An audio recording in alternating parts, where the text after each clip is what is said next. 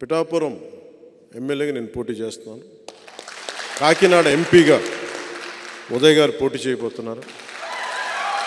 ఎందుకంటే ఇది గీటురాయి ఎన్నికలు.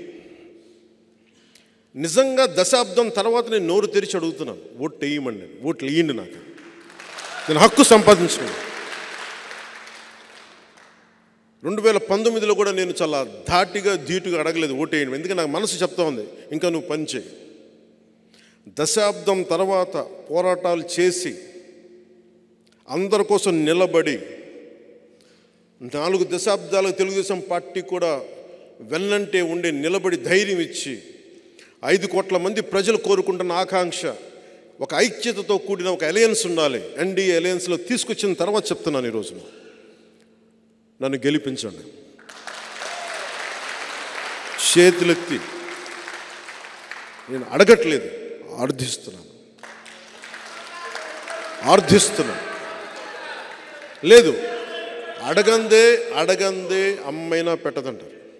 నేను ఈ రోజున అడుగుతున్నాను.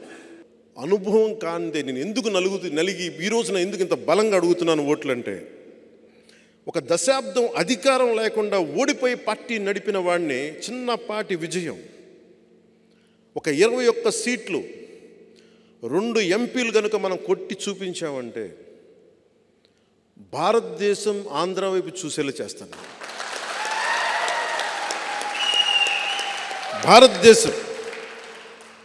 భారతదేశానికి నేను తలమానికం అయ్యేలాగా ఈ 2 సీట్లతో నేను చేయగలను, అంత నిలబడతాను.